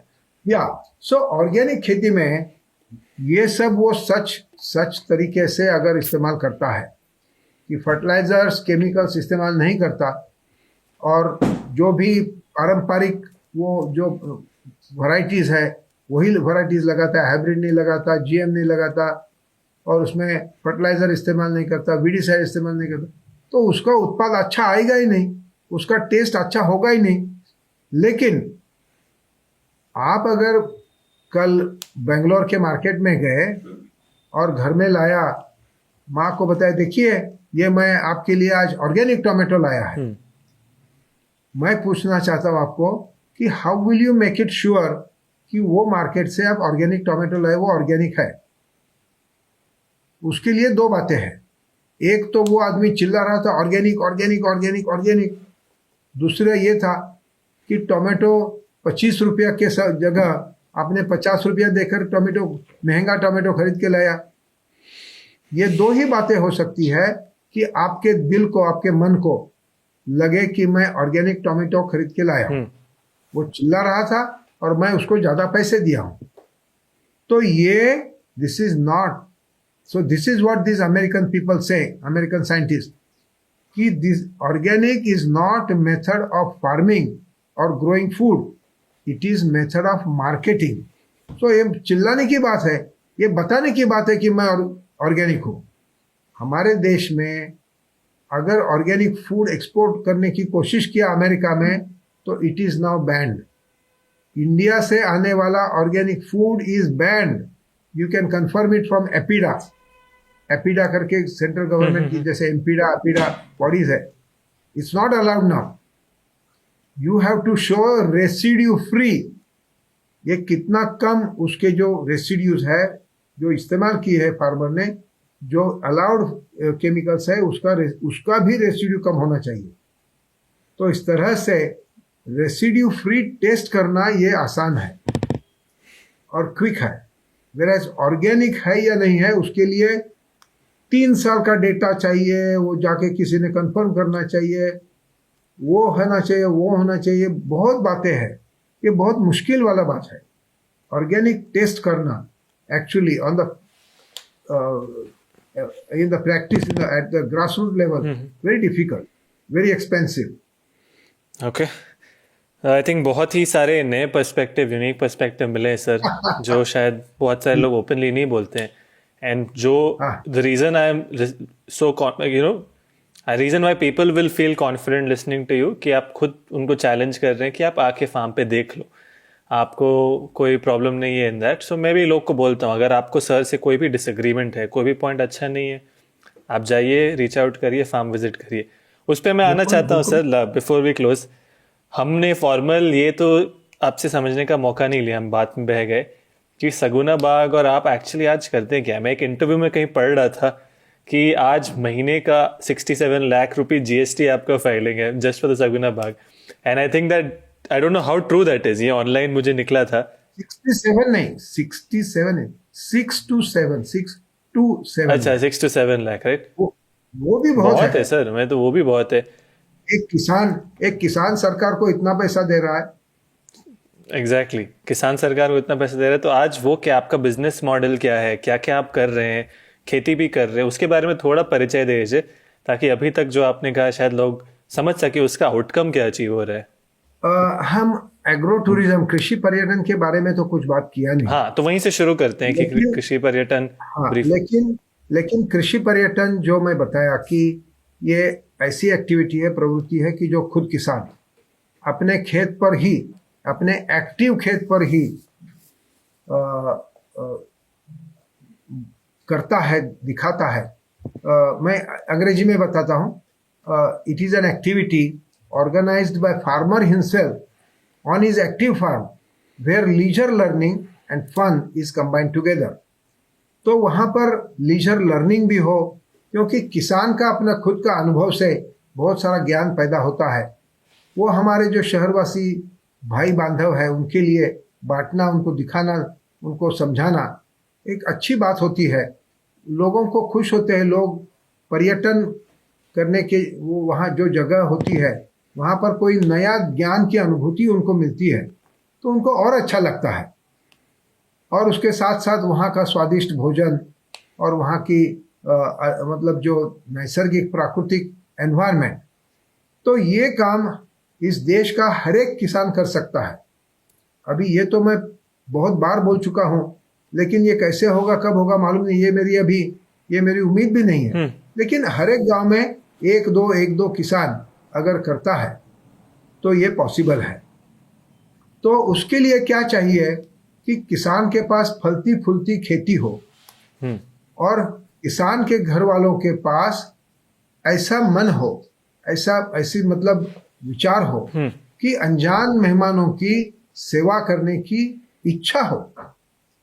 कोई भी आएगा, और हमारे पास जब ये शुरुआत हुई 1985 में, उस वक्त टेलीफोन नहीं थे, लोग कभी भी आते थे, कोई भी आते थे और हम उनकी सेवा करते थे। उनको अच्छा कैसे लगे, हमारे विचार में वही एक विचार था कि वो खुश होकर यहाँ से चले जाए। और वो खुश होकर 99% of them they went back very happily. और उसी का ये नतीजा है कि आज कृषि पर्यटन is considered Saguna Bagh is considered as one of the top 10 centers in the world for agritourism. वाह। और प्रेसिडेंट ऑफ इंडिया ने भी ऐसा अवार्ड हमें दिया है। तो कृषि पर्यटन करने के लिए कोई अच्छी बिल्डिंग नहीं होने की जरूरत नहीं है।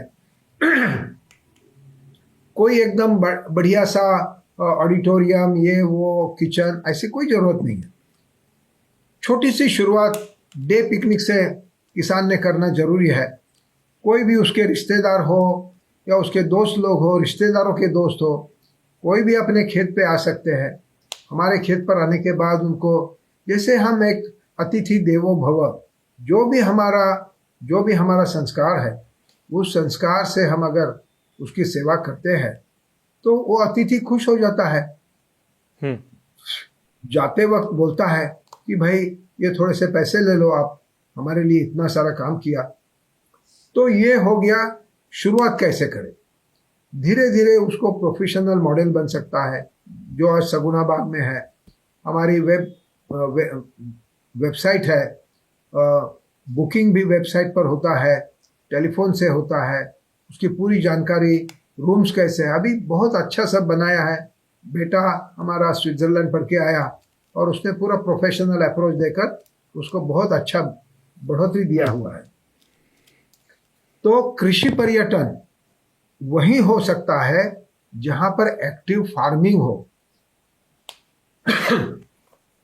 और कृषि पर्यटन अगर हम करते हैं तो एबल यूथ गांव का जो है वो शहर में जाके नौकरी करने की कोशिश नहीं करेगा। वो पीपल की छाव छोड़ के उसको शहर में जाने की जरूरत नहीं है। तो एबल यूथ अगर रहे, able intellectually, able physically, able risk taking, तो वो अपनी खेती अच्छी करेगा। और agro tourism is a business mainly focused on छुट्टियों के दिन, वीकेंड्स वगैरह होता है, उस वक्त करेंगे तो वो किसान, उसको प्रतिष्ठा भी मिलेगी।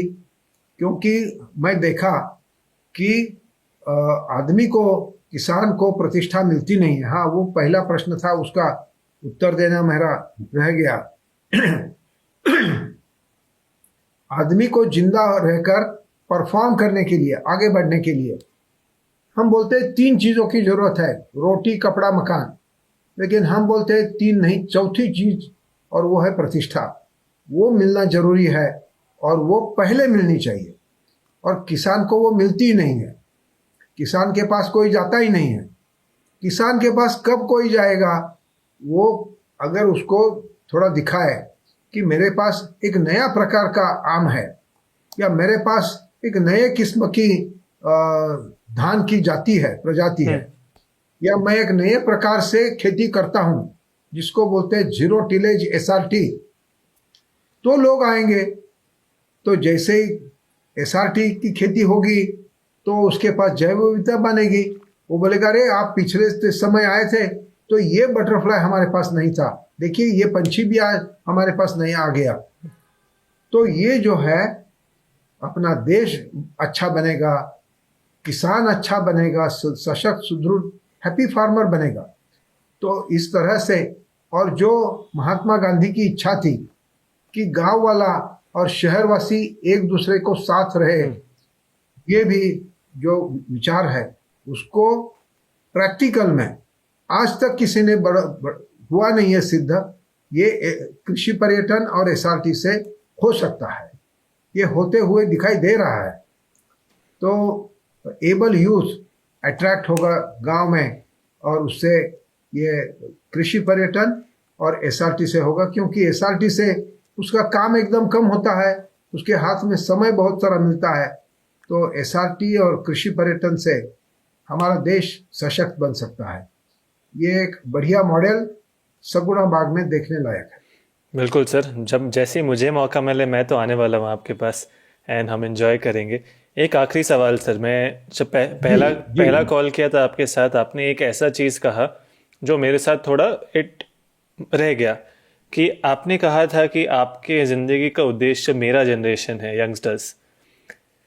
यस। इससे आपका क्या मतलब था सर? आप यंगस्टर्स को, भारत के यंगस्टर्स को क्या मैसेज देना चाहेंगे, स्पेशली एग्रीकल्चर के प्रति? क्या पहले तो मेरा उद्देश्य क्यों है वो, क्योंकि मुझे तो दूसरा और चारा है ही नहीं। मेरी जनरेशन तो अभी यंग नहीं हो सकती। अभी आप ही हो मेरी जो मशाल है विचारों की, वो मशाल ले जाकर चलने वाली आप ही जनरेशन है। तो आपकी जनरेशन सुदृढ़ हो, आपकी जनरेशन एकदम स्ट्रांग हो, आपकी जनरेशन हमारे देश का भविष्य और मतलब आशा आकांक्षा जो है वो आप ही है। तो आपकी जनरेशन को मजबूत रहने की एक नया विचार देना जरूरी है, क्योंकि दुनिया के सभी बड़े बड़े जो फिलोसोफर्स और थिंकर्स और पॉलिसी मेकर्स है, वो तो बोल रहे हैं world is coming to a catastrophic end, it is already coming to. Theoretically हमारे हाथ में इस वर्ल्ड को बचाने के लिए हमारे हाथ में ज्यादा से ज्यादा 15 साल है। अभी 15 साल में क्या होगा? By the time you edit this film and broadcast it, 15 साल निकल जाएंगे। इतना 15 साल बहुत तेजी से चले जाएंगे हाथ से। तो इतने में हमें कुछ न कुछ solution for food shortage and global warming जो हम समझ गए हैं वो हम देना चाहते हैं, और वो हम आपके हाथ में सौंप रहे हैं, हाँ आपके हाथ में दे रहे हैं, जो कि किसानों को मोटिवेट करे आप, और उनको ये समझने के लिए प्रवृत्त करे।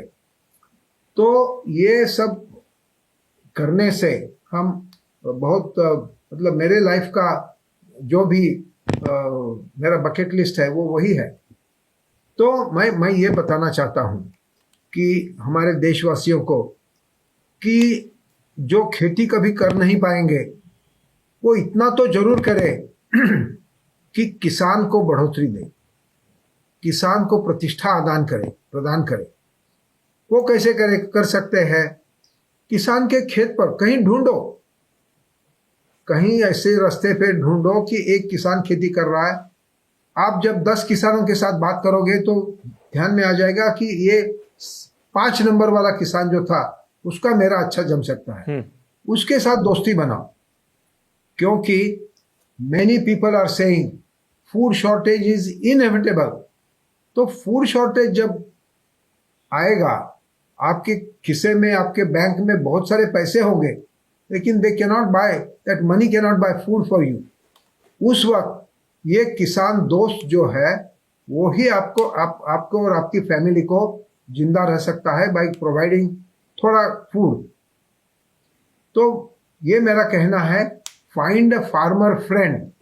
ये शहर वालों को मैं ये मैसेज देना चाहता हूं कि आप सब लोग एक किसान दोस्त को ढूंढो जल्दी से जल्दी।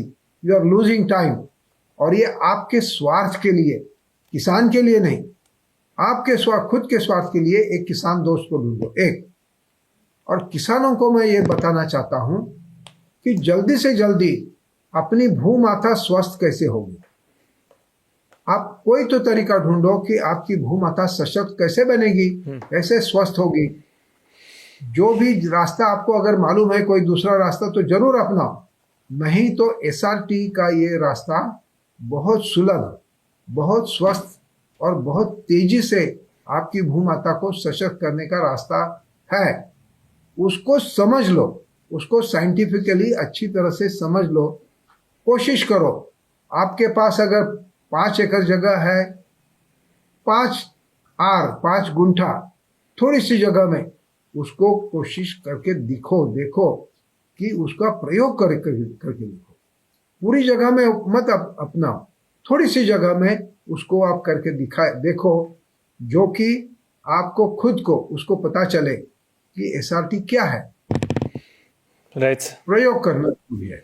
किसानों ने प्रयोग के सिवा परिवर्तन नहीं आएगा, और परिवर्तन के सिवा प्रगति नहीं दिखाई देगी। हर एक प्रयोग से अच्छा परिवर्तन नहीं आएगा। सैकड़ों प्रयोग करोगे तो एकाक प्रयोग से अच्छा परिवर्तन दिखाई देता है। तो ये सब कठिन मार्ग से नहीं जाना चाहते हैं तो एसआरटी का मार्ग एक आसान मार्ग है, जो आपके थ्रू मैं किसानों के पास ले जाना चाहता हूं। और उन्होंने वो अपनाई है। और देखिए तो क्या अभिनव और शेखर आपके लिए लाया है, और वो देखकर तो देखिए, टेस्ट करके देखिए। और बस उतना मैं बताना चाहता हूँ। बहुत बहुत धन्यवाद सर। आई थिंक आपके ऑनेस्ट ओपिनियन मेकिंग के लिए मुझे आप में एक सबसे अच्छी बात है कि कोई एकदम रॉ ऑथेंटिक आपके जो भी डिटेल्स लगते हैं उसमें ना ही कोई किसी का इन्फ्लुएंस या कुछ लगता है। It's your experience across the last 50 years, right? तो बहुत अच्छा लगा आपसे बात करके। एंड जैसे मैंने कहा, ये एक शुरुआत है। सगुना बाग ज़रूर हम आएंगे, लोगों को भी एंकरेज करेंगे कि वो जाके खुद देखें। एंड यदि जो भी रिजल्ट्स वो अचीव कर पा रहे हैं तो ओवरऑल सबके लिए अच्छा है। सो बहुत बहुत धन्यवाद सर। एंड दोबारा जल्दी आपसे मिलते हैं और बहुत डिटेल में बात करते हैं।